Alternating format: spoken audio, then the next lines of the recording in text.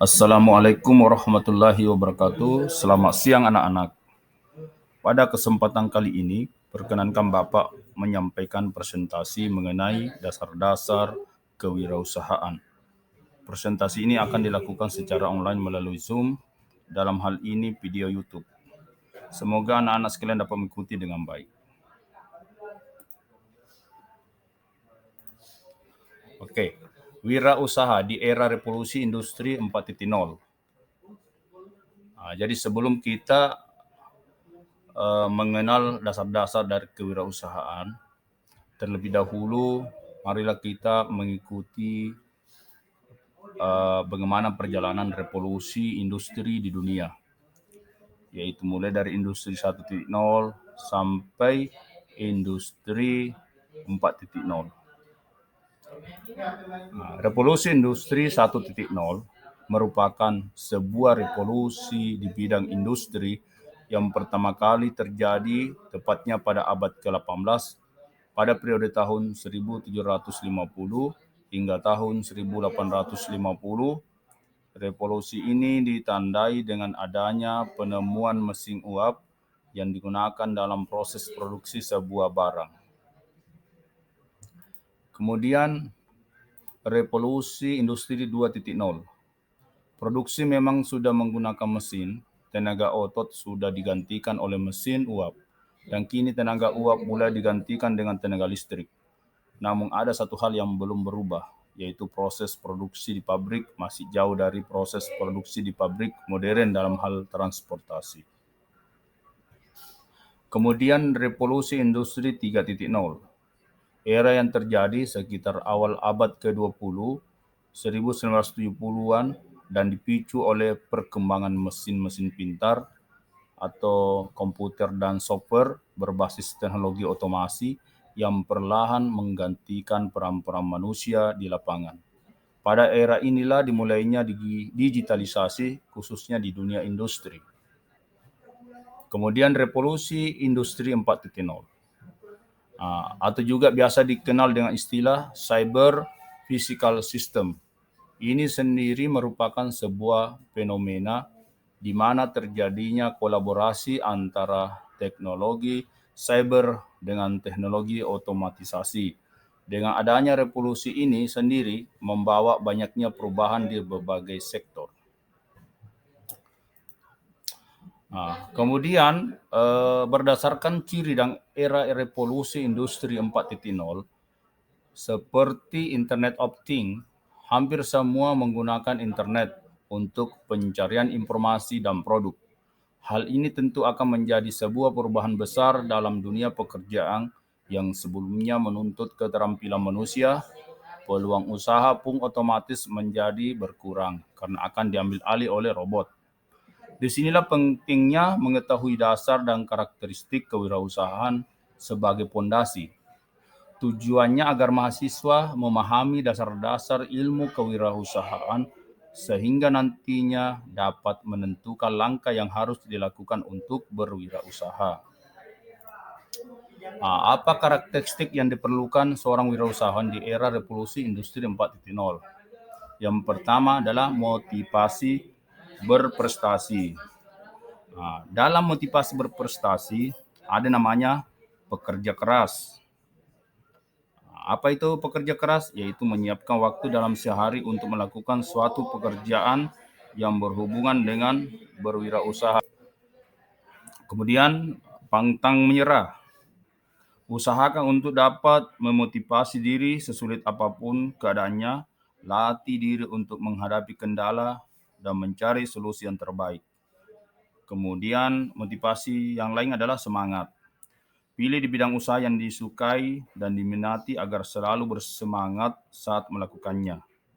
Kemudian komitmen. Dalam motivasi komitmen, yaitu dalam dunia usaha wirausahaan yang mampu berkomitmen akan mendapat kepercayaan dari khalayak luas. Kemudian yang kedua, orientasi ke depan. Dalam orientasi ke depan ada namanya visioner. Visioner ini adalah seorang yang visioner adalah sosok yang memiliki visi dan mampu mengubah sesuatu di sekitarnya menjadi lebih baik. Menjadi visioner dapat dilatih jika memiliki passion atau minat pada bidang yang dikerjakan. Kemudian ada namanya berpikir positif. Melatih diri untuk berpikir positif dapat membantu Anda dalam memberikan hasil yang baik pada hal yang sedang dikerjakan. Kemudian orientasi ke depan adalah pengetahuan.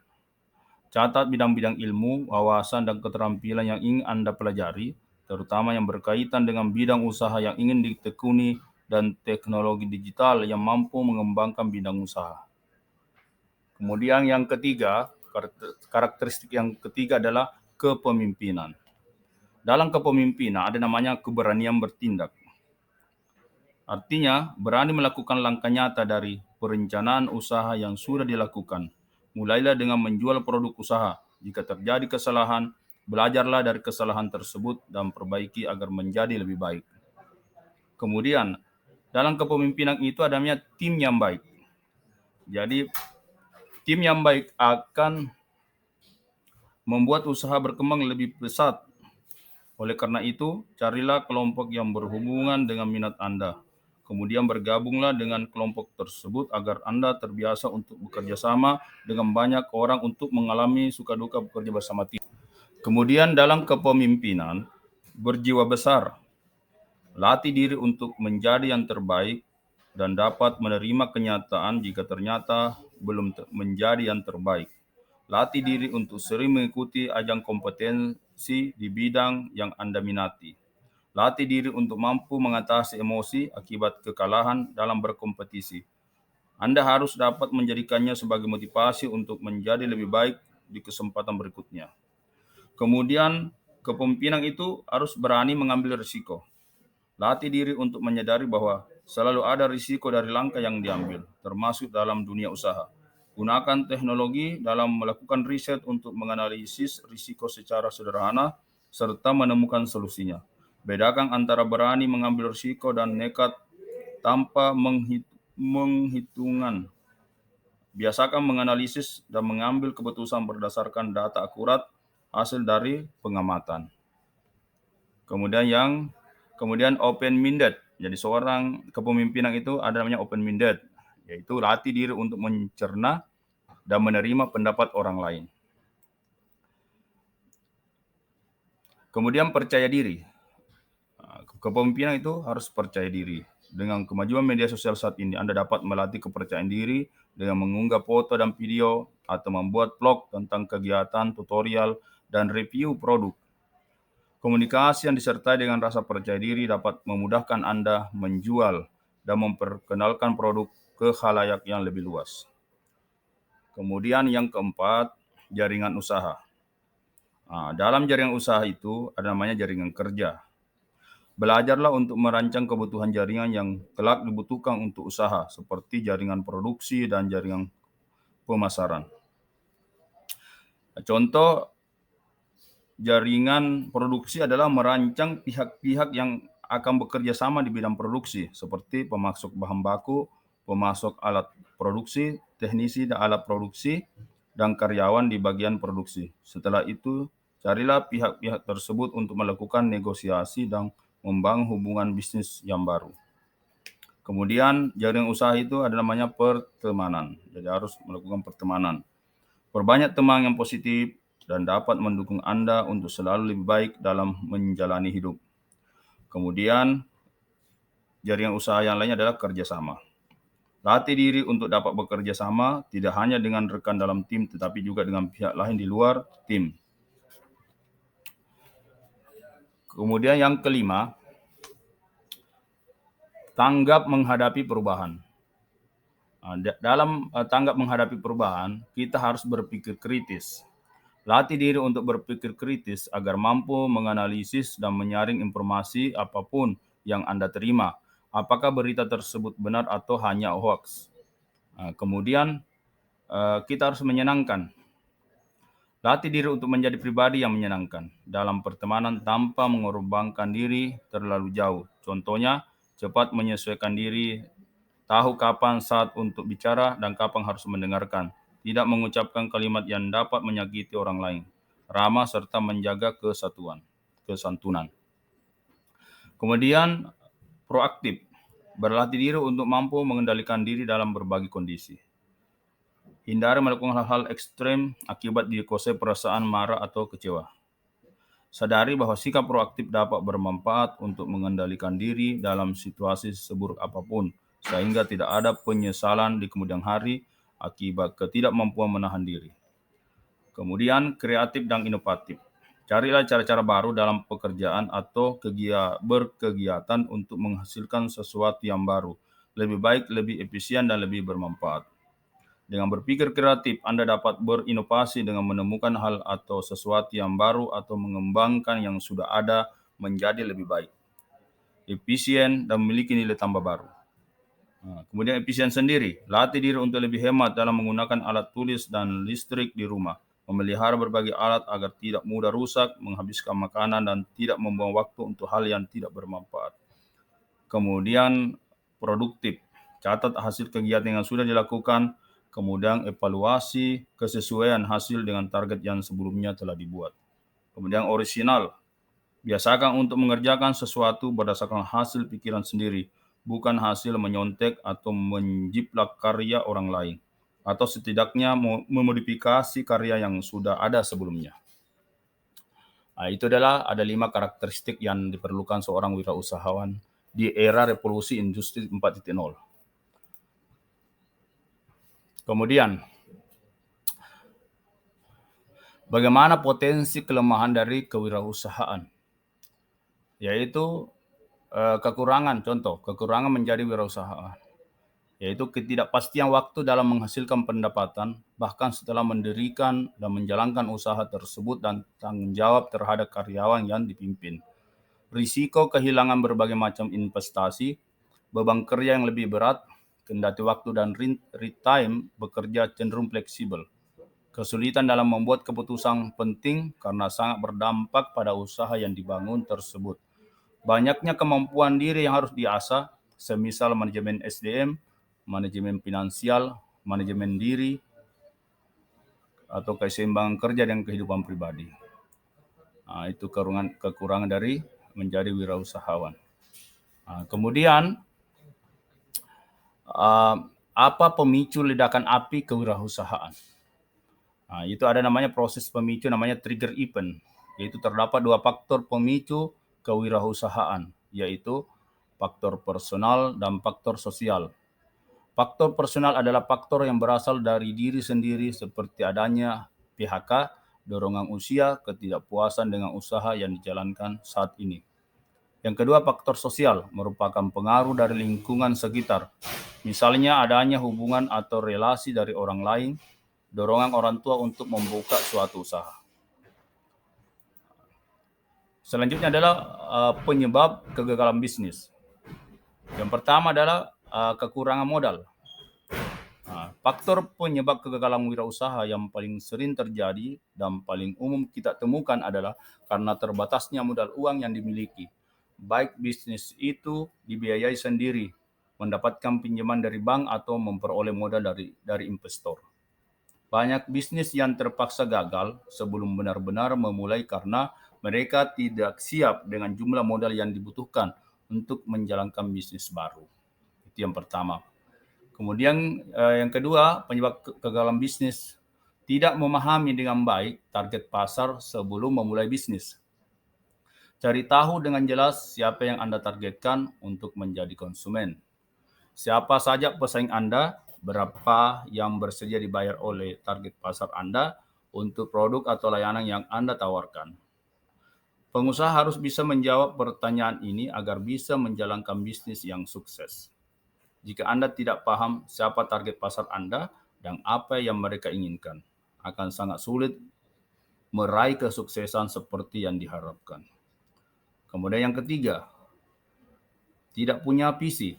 Seorang pemimpin yang baik tidak hanya memiliki visi, tapi tahu bagaimana cara menyampaikan visinya kepada orang lain agar mereka mengikutinya. Bisnis yang dibuat tanpa tujuan jangka panjang dan tidak dipikirkan dengan matang akan gagal. Kenapa? Karena mereka tidak punya sesuatu yang menjadi tolok ukur yang jelas di sepanjang perjalanan bisnis itu. Kemudian keempat, memiliki ekspektasi yang terlalu tinggi. Roma tidak dibangun dalam sehari. Begitu juga perusahaan-perusahaan besar lainnya seperti Google dan Amazon.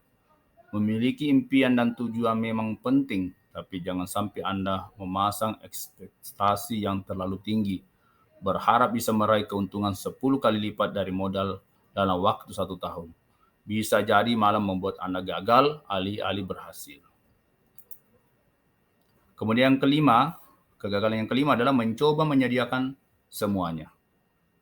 Banyak bisnis baru yang ingin cepat mengejar keuntungan dengan cara menambahkan produk atau layanan baru yang sebenarnya tidak begitu mereka kuasai.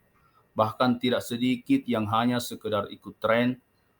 Perusahaan yang memahami dengan baik apa yang mereka lakukan dan apa yang sebaiknya tidak mereka lakukan akan bertahan lebih lama dibanding mereka yang mencoba segala hal tapi sebenarnya tidak menguasai apapun. Kemudian kegagalan yang keenam, pemasaran yang kurang baik. Anda bisa saja memiliki produk atau layanan terbaik di kota Anda, tapi jika ada orang yang mengetahuinya, maka tidak ada juga yang akan membelinya. Anda harus membuat brand Anda dikenal di pasaran dan membuat orang-orang tahu tentang kelebihan produk yang Anda tawarkan. Salah satu bentuk pemasaran yang paling efektif adalah pemasaran dari mulut ke mulut. Ini merupakan bentuk promosi yang datang langsung dari pelanggan yang puas. Mengapa promosi dari mulut ke mulut efektif? Karena sebagian besar konsumen akan mempercayai rekomendasi dari teman baik atau anggota keluarga dibanding strategi iklan apapun di televisi maupun internet. Yang ketujuh, perencanaan yang buruk. Anda mungkin pernah mendengar ungkapan, jika Anda gagal merencanakan, artinya Anda merencanakan kegagalan. Tidak adanya perencanaan yang tepat membuat kegiatan operasional berlangsung di bawah standar dan akan berakhir pada kegagalan. Rencana bisnis sebenarnya tidak perlu rumit, sesederhana mengetahui dan mengembangkan strategi yang sesuai untuk perusahaan, produk, dan memahami pesaing Anda.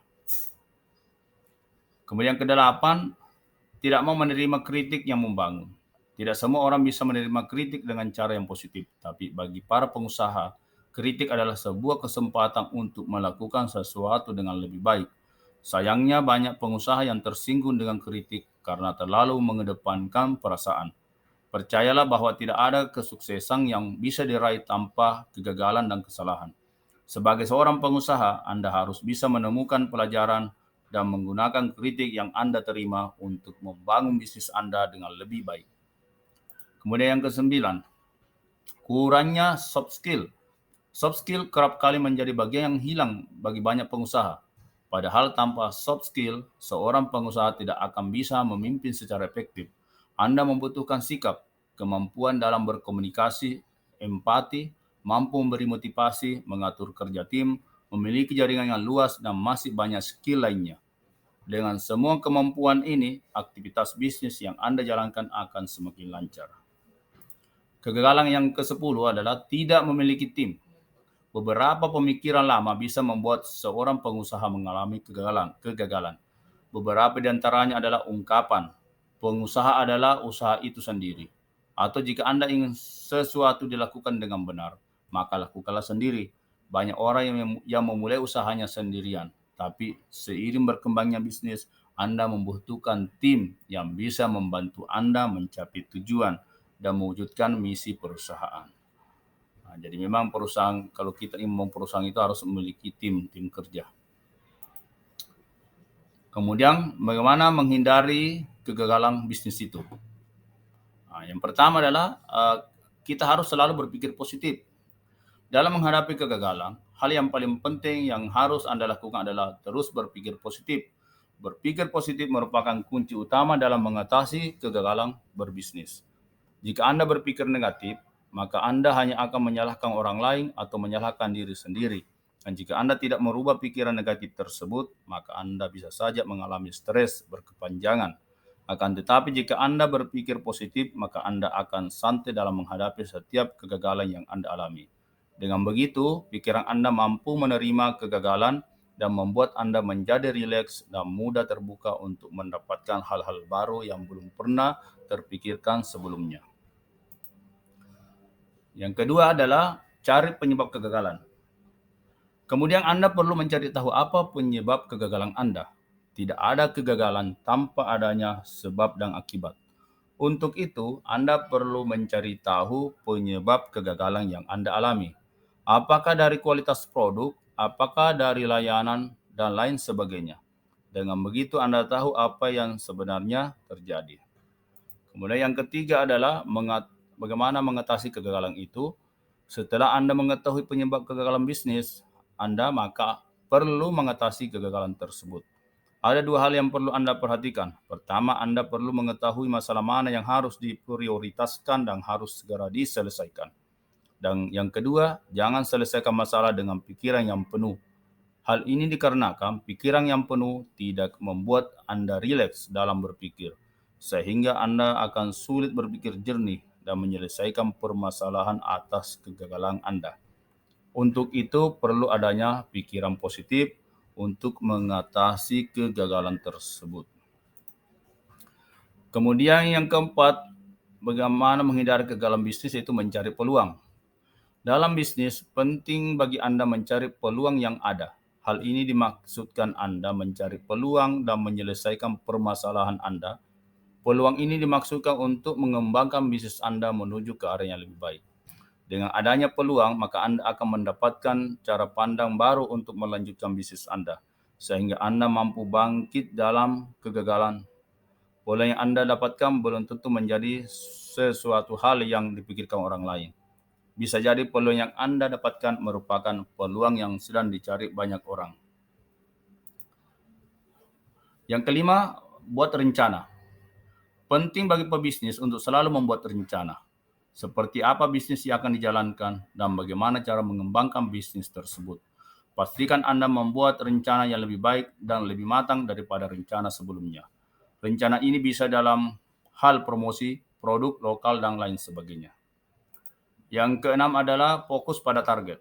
Langkah selanjutnya Anda harus fokus pada target dan tujuan Anda dalam mengatasi kegagalan ini. Dengan fokus pada target, maka Anda dipaksa untuk terus berusaha menggapai mimpi tersebut. Jika Anda sudah fokus, maka Anda akan merasa bersemangat dan bangkit dari kegagalan serta berusaha menggapainya. Kemudian yang ketujuh, selalu bersyukur. Cara mengatasi kegagalan selanjutnya adalah dengan selalu bersyukur. Keberhasilan dan kegagalan setiap orang tentu sudah ditentukan oleh Tuhan. Tinggal bagaimana kita bangkit dari kegagalan dan belajar dari setiap kegagalan.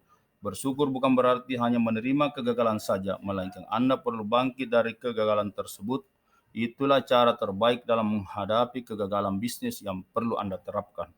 Perlu Anda ingat, dengan adanya kegagalan, maka Anda akan mendapatkan pelajaran baru yang sangat berharga yang belum tentu didapatkan semua orang di luar sana. Dan yang kedelapan, terima kasih.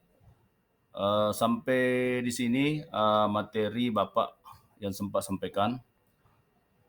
Jika ada pertanyaan, maka bisa disampaikan pada sesi tanya jawab. Terima kasih.